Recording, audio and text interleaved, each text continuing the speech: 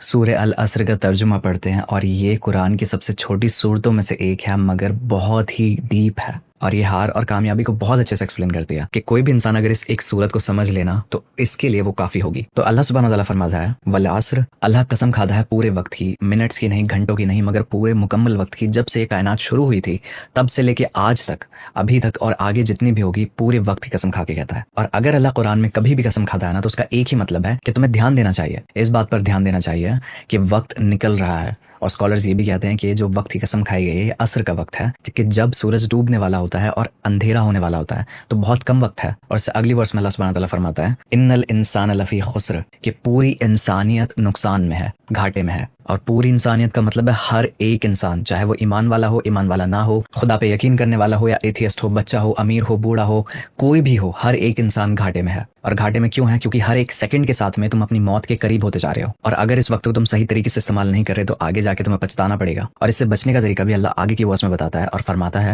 الا الذین آمنوا، سوائے ان لوگوں کے جو ایمان لاتے ہیں۔ ایمان صرف اللہ پر نہیں بلکہ ہر ایک چیز پر، اس قرآن پر، پچھلی کتابوں پر، محمد صلی اللہ علیہ وسلم کے پچھلے جتنے نبی آئے تھے ان پر، جنت پر، جہنم پر، فرشتوں پر، شیاطین پر، ہر ایک چیز پر ایمان لاتے ہیں۔ وعملوا الصالحات، وہ لوگ جو نیک کام کرتے ہیں، عمل صالح کرتے ہیں اور نیک نیت سے کرتے ہیں، ان کی نیت صاف ہوتی ہے اور اسی طریقے سے کرتے ہیں جس طریقے سے اللہ سبحانہ تعالیٰ نے ہمیں بتایا ہے کرنے کے لیے، کیونکہ آپ کے جو عمل ہیں وہ آپ کے ایمان سے الائن کرنے چاہیے، دونوں الگ الگ نہیں ہونے چاہیے۔ وتواصوا بالحق، وہ لوگ جو ایک دوسرے کو حق کی دعوت دیں، سچائی کی دعوت دیں۔ اور اس کا مطلب یہ ہے کہ اگر آپ ایمان والے ہو تو ضروری نہیں کہ آپ اکیلے اس ایمان کو فالو کرو، آپ پہ لازمی ہے کہ اپنے بھائی کو، اپنی بہن کو، اپنے دوستوں کو بھی حق کی دعوت دو، ان کو بھی سیدھے راستے کی طرف لے کے آؤ، کیونکہ ایمان والوں پر یہ بات لازمی ہے کہ وہ ایک دوسرے کا ساتھ دیں، ایک دوسرے کو سپورٹ کریں، بے شک ان کو اس میں پریشانی ہی کیوں نہ ہو، اور اس کا بدلہ اللہ دے گا۔ اور اس میں سچائی کے لیے بولنا ہے اور ظلم کے خلاف بولنا ہے، انصاف کے ساتھ کھڑا ہونا ہے۔ وتواصوا بالصبر، اور وہ لوگ جو ایک دوسرے کو صبر کی دعوت دیتے ہیں۔ اور کیونکہ پہلے آپ نے لوگوں کو سچائی کی دعوت دی تھی تو سچائی پہ چلنا اور حق کے ساتھ کھڑا ہونا آسان نہیں ہوتا، تو اللہ سبحانہ تعالیٰ بہت ہی خوبصورتی سے